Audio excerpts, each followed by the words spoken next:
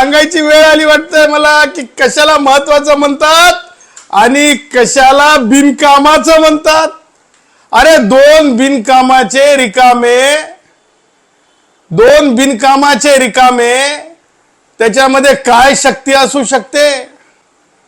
आम्ही कष्टकरी आहोत, कष्टकरी जनसंघ आमचं संघटन आहे आणि ज्यांनी कष्टकऱ्यांच्या विरुद्ध, श्रमिकांच्या विरुद्ध, श्रमवीरांच्या विरुद्ध म्हणजे त्रास देण्याचा म्हणजे निश्चित करून त्रास दिला, अशा लोकांच्या प्रती लोकांच्या मनामध्ये ह्या जोडगोळीबाबत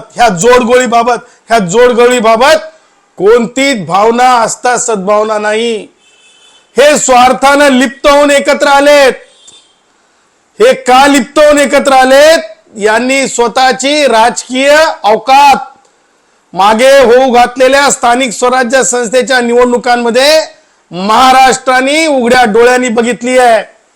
ह्यांच्या अवकातीमध्ये मला असं वाटतंय की ह्यांच्यापेक्षा अति चांगलं राजकारण, ह्यांच्यापेक्षा ह्या जोडगोळीपेक्षा उद्धवराज ह्या जोडगोळीपेक्षा अति चांगलं राजकारण रिपब्लिकन म्हणजे माननीय प्रकाश आंबेडकरांचा जो वंचित बहुजन आघाडी आहे ती करत आहे. त्याच्यामुळं मला असं वाटतं उद्धव ठाकरे आणि राज ठाकरेंनी म्हणजे बालवाडीतलं राजकीय शिक्षण आता माननीय प्रकाश आंबेडकर साहेबांकडून घेणं आवश्यक आहे. आणि त्यामुळे मला असं म्हणायचं आहे की ह्या दोघांचंही कोणतंही अस्तित्व नसलेली माणसं, राजकीय अस्तित्व नसलेली माणसं एकत्रित आल्यामुळं काही होत नाही. आणि मला हे विचारायचं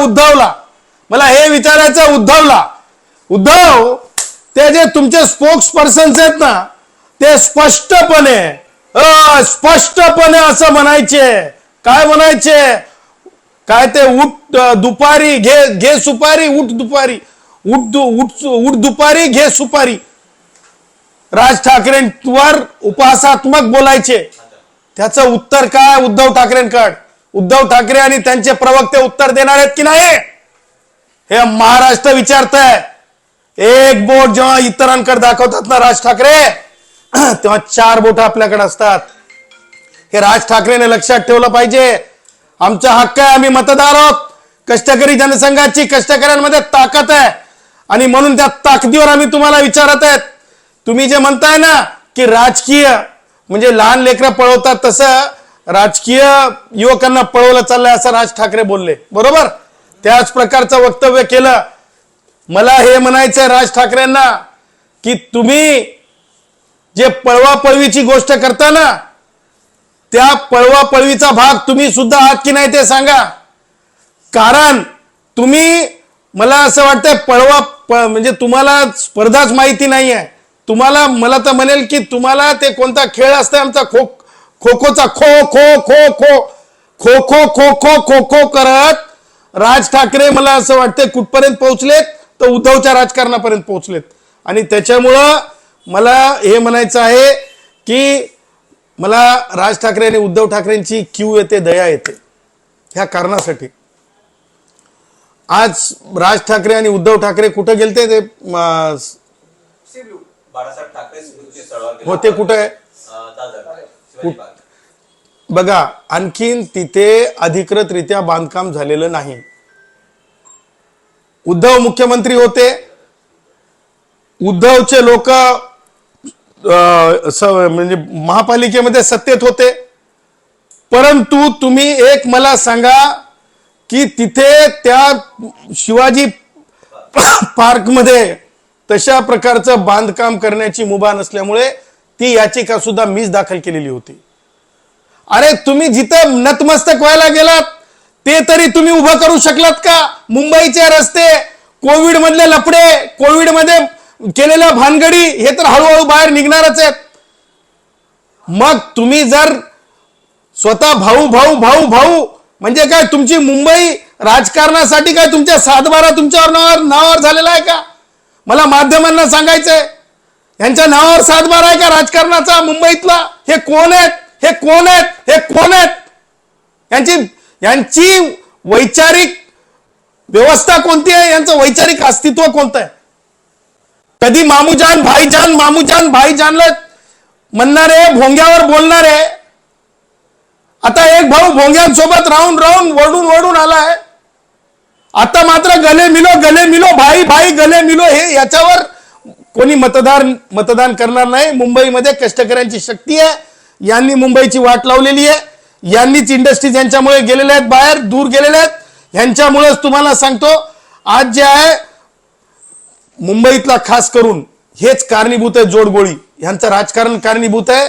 दादर, परेल, लालबाग, माहीम ह्या जे ही जी लोकवस्ती आहेत, ह्या लोकवस्तींमध्ये युवकांची बेरोजगारीला हे कारणीभूत आहेत. हे स्टंट करायला लावतात स्वतःच्या अवलादींना आणि राजकीय मोठे करायला पाहतात.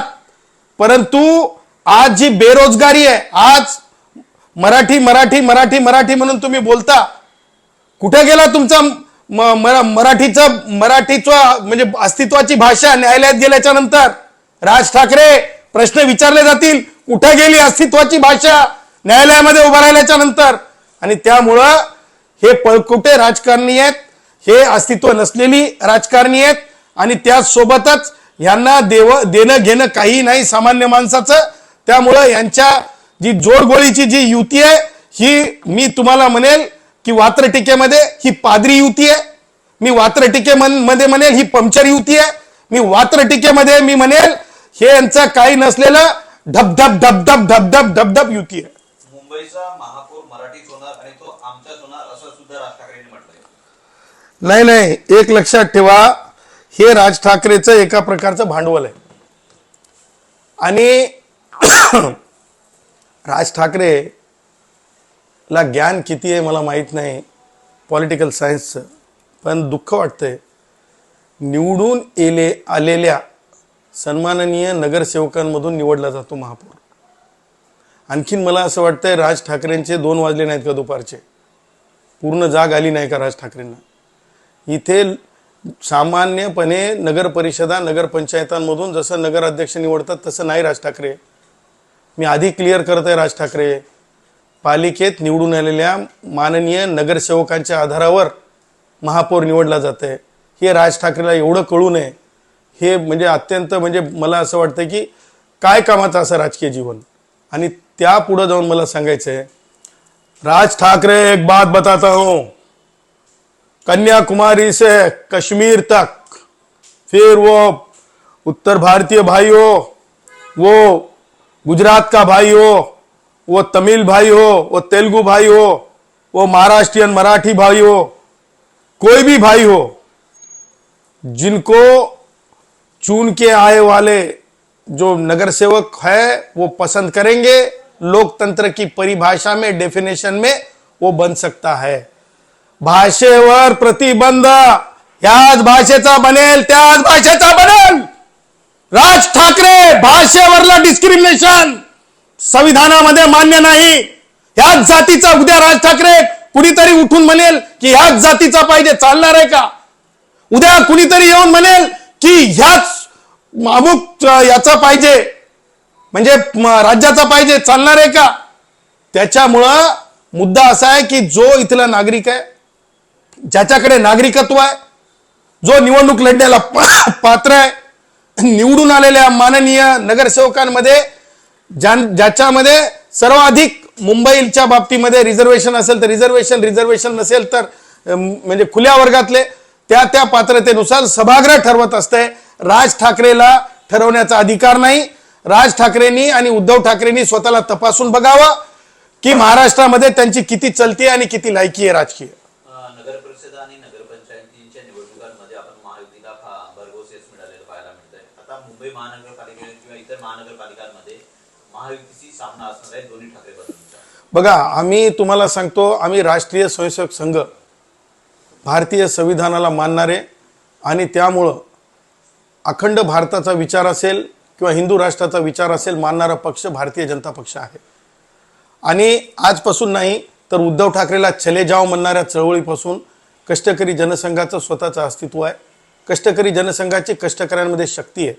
मुंबईतले तमाम कष्टकरी, मग ते टॅक्सी ड्रायव्हर भाऊ असतील, ऑटो रिक्शा वाले भाई होंगे हमारे, या दिहाड़ी मजूर होंगे, हे सगळी जी शक्ती आहे, एस टीतले महामंडळातले मोठ्या प्रमाणावर आमचं जे हे आहे शक्ती आहे मुंबई, ठाणे, नवी मुंबई या भागामध्ये, ह्या सगळ्या शक्तीच्या आधारे मी सांगू इच्छितो की ह्या शक्तीच्या आधारावर आम्ही कोणत्याही परिस्थितीमध्ये राज ठाकरे, उद्धव ठाकरे सारख्यांना राजकीय तोंड वर काढू देणार नाहीत. कारण आम्ही यांची इजवलेली आहे. दोन्ही ठाकरे बंधूंच्या युतीची घोषणा झाली आहे, मात्र भाजप टीका करते की हे सत्तेसाठी आहेत, मुंबईसाठी नाही. मी तर त्या पुढे जाऊन म्हणेन राजकीय लाचारीसाठी आहेत. यांच्या घरासमोरचा कचरा सुद्धा तुम्हाला सांगतो हटवला जाईल की नाही. यांना कुणीतरी काहीतरी राजकीय आपल्याकडे असावं. आता काय आमदार खासदार तर यांच्या स्वप्नातल्याच गोष्टी आहेत. कुणी लोक यांच्यासोबत थांबायला तयार नाहीत. आणि त्या पुढे जाऊन आता जर मुंबईतल्या गल्लीच्या राजकारणातून जरी हे संपले तर हे गल्लीवाले शिल्लक राहणार नाहीत. म्हणून हे राजकीय लाचार आहेत असं माझं म्हणणं आहे. मागच्या काळामध्ये राज ठाकरेंनी उद्धव ठाकरेंवरती फार जहरी टीका केलेली पाहायला मिळाली. तसेच सुषमा अंधारे यांची पण टीका होती. नाही, सुषमा अंधारे ताई ज्या आहेत, भगिनी आहेत, त्यांनी स्पष्टपणेच राज ठाकरेंना म्हणलं होतं. आपण आजही माझ्याकडे व्हिडिओ आहेत की उठ दुपारी घे सुपारी, उठ दुपारी घे काहीतरी होतं ते, उठ दुपारी घे सुपारी. याचं उत्तर उद्धव ठाकरेंना द्यावं लागेल. प्रश्न तर विचारले जातील किंवा ते दुपारी सुपारी काय होतं, ते टन सारखंच होतं का? उठ दुपारी घे सुपारी, मग हे काय आहे आता, याचं उत्तर द्यावं लागेल. राज ठाकरे असं देखील म्हटलं की उत्तर देवांना द्यावी लागतात, दानवांना नाही. रावसाहेब दानवेंनी एक टीका केली होती. काय टीका होती? मी ऐकली नव्हती. त्यांची टीका अशी होती, रावसाहेब दानवेंनी अशी टीका केली होती की ठाकरेंची ही निवडणूक आहे, निवडणुकीनंतर त्यांच्याकडे कार्यकर्ते राहणार नाहीत, कार्यकर्ते आपलं भविष्य स्वीकारतील, अशी टीका केली होती. त्याच्यावरती राज ठाकरेंनी हजरजबाबीपणा दाखवत उद्धव ठाकरेंकडून माईक घेतलं, ती प्रतिक्रिया दिली. नाही, मला हे म्हणायचं आहे की राज ठाकरे स्टंटबाज आहेच. ते काय म्हणजे वेगळं सांगण्याची गरज नाही. म्हणजे स्टंट मॅन म्हणलं तरी चालेल. आज मी राज ठाकरेंना नाही, मी प्रशंसा नाही, स्टंट मॅन आहे. प्रशंसा करण्यासारखं नाही. तुम्हाला सांगतो ते चुलबुल राजकारणी आहे. चुलबुल राजकारणी आहे.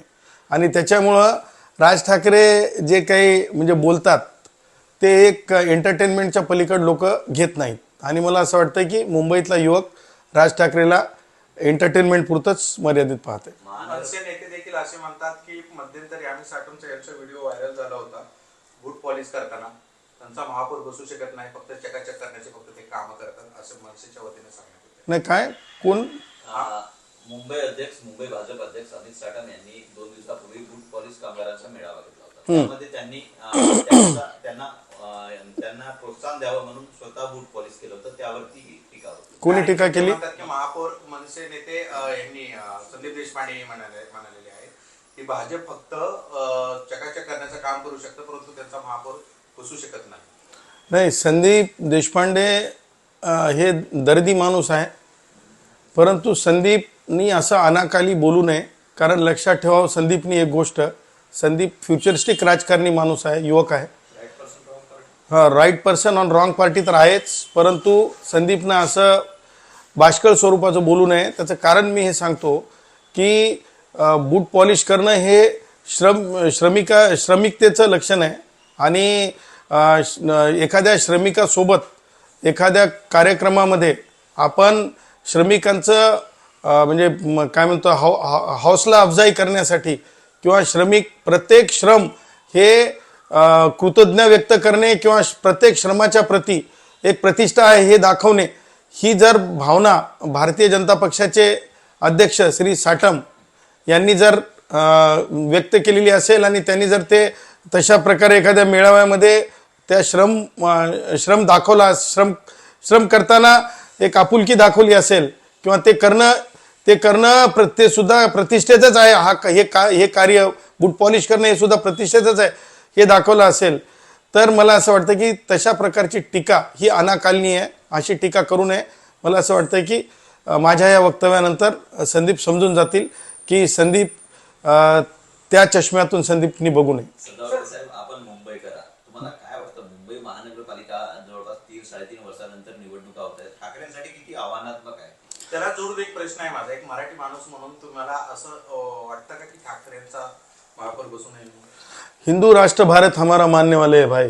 बम्बई ये भारत की आर्थिक राजधानी है भाई. और उसके आगे भाई गुजराती भाई महापौर बने या बने यूपी वाला भाई या बने मराठी वाला भाई, इसका कोई मायना नहीं है भाई. और उसके आगे है भाई, इन दोनों की क्या है भाई, राजकीय औकात है भाई? कोई औकात नहीं है भाई. फिर उसके आगे है भाई कि ये जिस तरह से आप सवाल कर रहे हैं कि बंबई में महापौर उद्धव का और राज का बनेगा भाई, ये भाई भाई के वोट के ऊपर नहीं बनेगा भाई, ये आवाम के वोट पे बनेगा भाई. ये बनेगा भाई श्रमजीवियों के वोट पर बनेगा भाई. ये बनेगा भाई उन श्रमवीरों के वोट पे. ये बनेगा भाई लाड़की बहन की महत्व पे. ये बनेगा भाई जो रास्ते, ये हम क्या बोलते हैं, ये ब्रिजेस, ये बनेगा भाई कोस्टल रोड, ये बनेगा भाई सेल्फ डेवलपमेंट पे बनेगा भाई. वोटिंग पब्लिक करेगा, कमल निशानी पे करेगा, बटन कमल का दबेगा. और मैं कहता हूं बंबई में भारतीय जनता पार्टी जो है और महायुति जो है, मैं ये कहूंगा कि थम मेजॉरिटी के साथ अपना महापौर बनाएंगी. तुम्ही आता 2 वेळा बंबई म्हणालात, पण अलीकडच्या काळात ह्याच्यावर पण वाद झाला होता, बंबई पण मुंबई म्हणावं, ह्याच्यावर पण राजकारण होतं, पण तुम्ही आता 2दा बंबई असं म्हणालात. देख भाई, बंबई है, मुंबई है या मुंबा नगरी है, ये सबकी है. ये कन्याकुमारी से कश्मीर तक जिन्होंने बंबई को आर्थिक राजधानी बनाने की पूरी पुरजोर कोशिश की, उन सबकी है. त्याच्यामुळे फक्त मुंबई म्हणणंच काही जरुरी नाही, बॉम्बे बोलूंगा क्योंकि हमारा हाईकोर्ट आज भी ऑनरेबल बॉम्बे हाईकोर्ट है. डंके की चोट पे बोलूंगा बॉम्बे हाईकोर्ट, डंके की चोट पे बोलूंगा बॉम्बे हाईकोर्ट. कोई रोक नहीं पाएगा. हा झाला राजकारणाचा वाद, पण एक व्यक्ती म्हणून तुम्हाला 2 भाऊ 20 वर्षानंतर एकत्र आले, थोडा तरी आनंद, बरं वाटलं असेल ना की 2 भाऊ. तुम्हाला म्हणजे काय तुमच्या मला एक वाटतं त्या दोघांनी गळ्याला पडून रडलं पाहिजे आणि ते रडलेलं मीडियानं दाखवलं पाहिजे. अरे हे काय, मला समजत नाही, काय सातबाऱ्यावरली वाटणी आहे का? ते धुऱ्याचं ते 2 गुंठे तुला गेला आणि 1 गुंठा मला आला, हे राजकारण है भाई. इसको लोकतंत्र कहते हैं. भारत रत्न डॉक्टर बाबा साहेब आंबेडकर ने लोकतंत्र दिया है. हे घरातली वाटणी नाही आहे. त्याच्यामुळे ते दोघं आल्याचे मला एकही चित्र दिसलं नाही की दोघं एकत्र येऊन गळ्याला पडलेत आणि दोघांच्या डोळ्यातून अश्रू येतात. ते दाखवा ना, दाखवले का तुम्ही?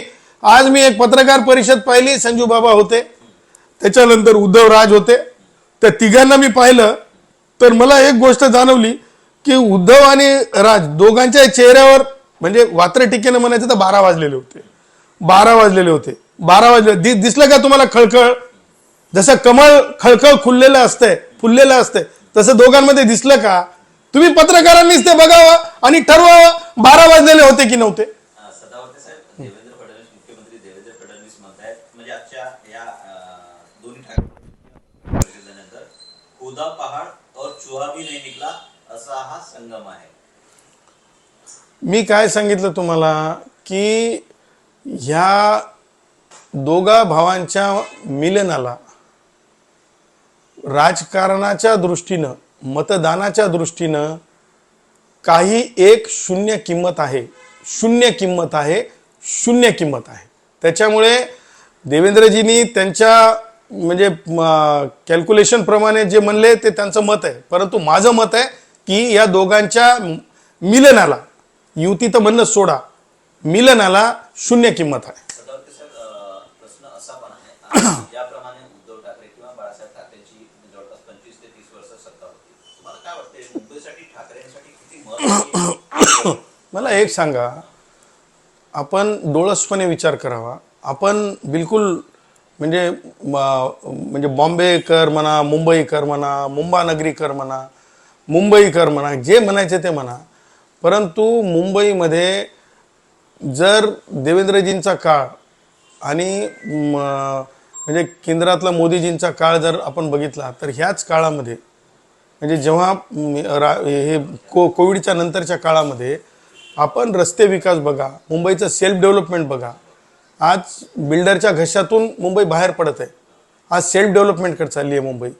आज म्हणजे झोपडपट्ट्यांचं पुनर्वसन सुद्धा माननीय आमदार श्री प्रवीण दरेकर यांच्या नेतृत्वाखाली बऱ्यापैकी चाललेलं आहे.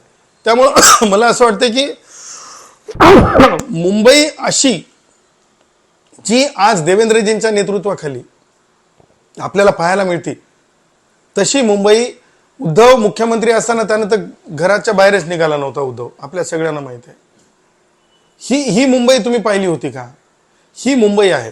आज रोजगार वाढलाय. तुम्हाला रोजगार कसा वाढलाय एक लक्षात ठेवा.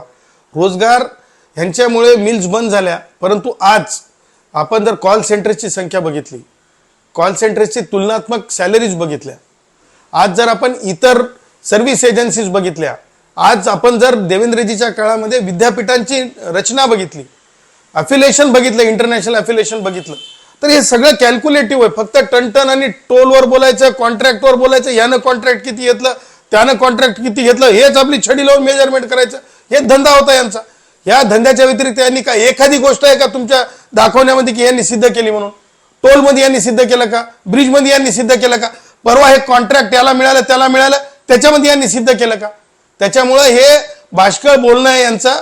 जे काही मुंबईत विकास झाला ते देवेंद्रजींच्या नेतृत्वाखाली झाला असं माझं ठाम मत आहे. मी मतदार आहे आणि माझं ठाम मत आहे. सर आदित्य ठाकरे म्हणतात कोस्टल रोड तर ठाकरेंनी बांधला, उद्धव ठाकरेंची संकल्पना होती, त्यावेळी त्यांचा महापौर होता. आता त्यांची काय काय संकल्पना होती उद्धव ठाकरेची, हे उद्धव ठाकरेच्या जेव्हा एकूण चरित्राचा किंवा जीवनाचा अभ्यास करल तेव्हा समजेल. एकच संकल्पना होती, घरामध्ये मुख्यमंत्री होता आणि काय संकल्पना असणार आहे? घरातच होते मुख्यमंत्री, कधी बाहेर आलते का मुख्यमंत्री? आपण सगळ्यांनी बघितलेलं आहे. त्याच्यामुळं हे सगळ्या वल्गना आहेत. मला त्या वल्गनांमध्ये जायचं नाही, परंतु आज जे युती आहे ती पोरकट युती आहे. राज ठाकरेंचं जे म्हणणं आहे की महापौर मराठीच असणं, या मागणीकडे कसं बघतायत? कारण की रास्त मागणी वाटत नाही का तुम्हाला? नाही, मला एकीकडे महापौर मराठी असावा असं म्हटलं जातं, दुसरीकडे आशिष शेलार म्हणतात की महापौर हिंदू होणार म्हणून. बरोबर आहे. हिंदू राष्ट्र भारत हमारा मानणारा हिंदू महापौरच असला पाहिजे. हिंदू राष्ट्र भारत हमारा मानणारा हिंदूच असला पाहिजे. आणि त्याच्यामुळे भाषेच्या आधारावर महापौर ठरू नये, तर हिंदुत्वाच्या आधारावर महापौर ठरला पाहिजे. आणि हिंदुत्वाच्या आधारावरच लोक मतदान करतील, भाषेच्या आधारावर करणार नाहीत. मग तो हिंदू आपण आपल्या हाताने चौकट करून त्या हिंदूला कडघऱ्यात उभं करू नये. सगळेच हिंदू आहेत, कन्याकुमारी ते काश्मीर पर्यंतचे. आणि ते जे मुंबईमध्ये मतदार आहेत, जे मुंबईतले रहिवासी आहेत, त्यांच्यापैकी कुणी होऊ शकतो. मग ते गुजराती असो, तो उत्तर भारतीय असो की मराठी असो. सर मग काश्मीर ते कन्याकुमारीमध्ये मुस्लिम पण येतात, मुस्लिम महापौर झाला तर नाही, हिंदू राष्ट्र भारत हमारा मानतात का? हिंदू राष्ट्र भारत हमारा मानतात का? जे मुसलमान हिंदू राष्ट्र भारत हमारा मानतात त्यांच्या बाबतीमध्ये चर्चा होऊ शकते. असे किती लोक आहेत नावं सांगा मला तुम्ही. त्याच्यामुळे हिंदू राष्ट्र भारत हमारा मानणाराच हिंदू महापौर होईल याची खात्री आहे. सर, एक छोटासा प्रश्न होता. मगाशी म्हणाल की मुंबईतल्या मिल्स त्या काळात बंद झाल्या आणि तो काळ आपण पाहिला तर शिवसेनेच्या उदयाचा तो काळ होता. की बाळासाहेबांचं पण राजकारण पाहिलं असेल, आज राज उद्धव ठाकरेंचं राजकारण पाहताय, कशी तुलना कराल राज ठाकरे उद्धव ठाकरे आणि बाळासाहेबांचा जो काळ होता? मला बाळ ठाकरेंच्या राजकारणाच्या बाबतीमध्ये मी फार म्हणजे कौतुकानं काही म्हणत नाही. कारण मला बाळ ठाकरेंचं राजकारण हे मला कौतुकास्पद वाटत नाही. बाळ ठाकरेंचं राजकारण तत्कालीन व्यवस्थेला म्हणजे ज्या प्रकारे मुंबईमध्ये एक म्हणजे जे दाऊदचा काळ होता त्या काळामध्ये हिंदूंना एकत्र आणून हिंदूंची परिभाषा किंवा हिंदूंच्या बाबतीत जे बोलले तिथपर्यंत बाळ ठाकरेंचं ठीक आहे. परंतु त्यानंतरचं जे बाळ ठाकरेंचं जे काही राजकारण होतं ते उठाव पुंगी काय ते पुंगी वगैरे त्या प्रकारचं राजकारण भारतीय संविधान मुभा देत नाही. आणि मला असं वाटतं की त्यामुळेच बाळ ठाकरेंच्या राजकारणाचा त्यांच्याच हयातीमध्ये अस्त झाला. सदावर्ते साहेब, शेवटचा प्रश्न आहे. तुमच्या शेजारी एक खुर्ची आहे ज्याची प्रति घोरपड चिन्हाच्या आधारित आहे. काय गणित काय आहे नेमकं? नाही ते आर्टिस्ट आहेत, ते त्या आर्टिस्टचं काम आहे. तुम्ही देवेंद्र फडणवीसांचे प्रशंसक आहेत म्हणून विचारला प्रश्न. नाही हे बघा, एक लक्षात ठेवा, he is my chief minister, he is my chief minister, he is my chief minister. I have to be proud of the chief minister. मी महाराष्ट्राचा, मी त्यातल्या त्यात मुंबईचा, महाराष्ट्राचा, देशाचा, हिंदुस्थानचा नागरिक आहे. त्याच्यामुळे मला माझ्या मुख्यमंत्र्यांचा अभिमान आहे. I am proud to say honourable Devendraji is my chief minister, Devendraji is my chief minister, Devendraji is my chief minister.